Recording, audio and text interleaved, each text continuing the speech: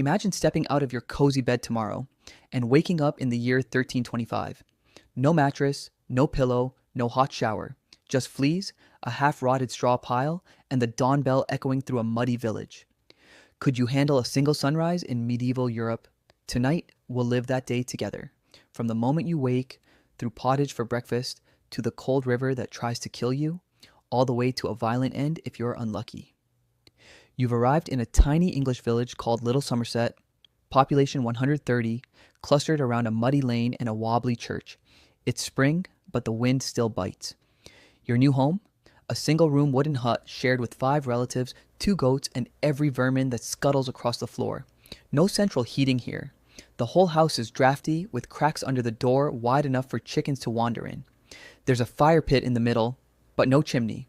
Smoke curls around your head like a lazy ghost. And if you think your smartphone alarm is jarring, wait for the church bell. It clangs at dawn, noon, and vespers, 24 hours a day, because you're never off the clock. Society is rigid. You're either serf or lord. If you're born poor, you work the fields. If you're born wealthy, you might dodge backbreaking labor, but you'll still eat half-rotten meat and risk assassination at the local fair. No one escapes medieval risk entirely. Your eyes snap open at the bell. You roll off the straw mattress, no springs, no memory foam, just rotting hay and a wool blanket that hasn't been washed since last harvest. Fleas leap off as you sit up. No time for a spa routine. You step barefoot onto a dirt floor caked in last night's goat droppings. Your feet are now part of the ecosystem.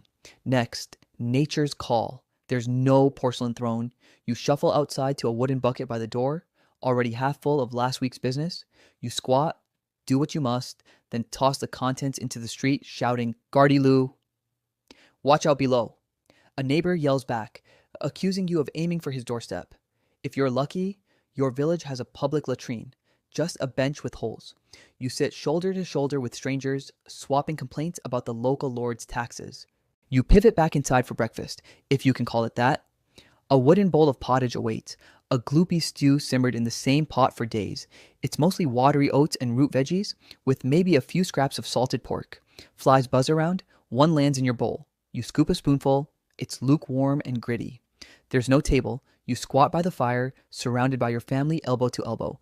No chairs, no utensils, just your hands and a well-chewed wooden ladle. Bread is on the side, a rock-hard hunk that could double as a weapon. You dip it in pottage. It softens enough to swallow without breaking a tooth. Water. You'd love a drink, but the village well is contaminated. Everyone boils water with a pinch of wine or beer to mask the taste. By 1 p.m., the church bell tolls for vespers. You pause work, cross yourself, and shuffle into the parish church, a low-ceilinged stone building scented with incense and mildew.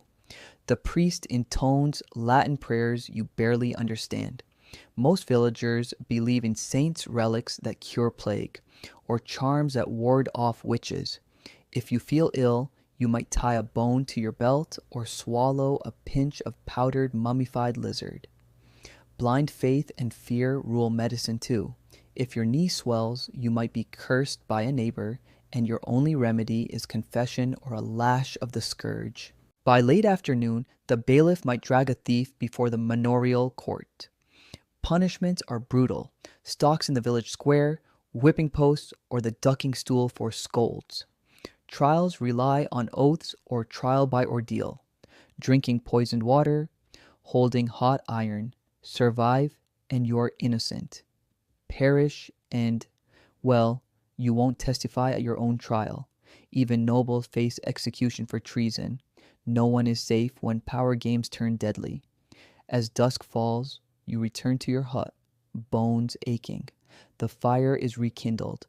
Dinner is a smaller pottage, maybe a few winged beans if you're lucky. Stories are told by firelight.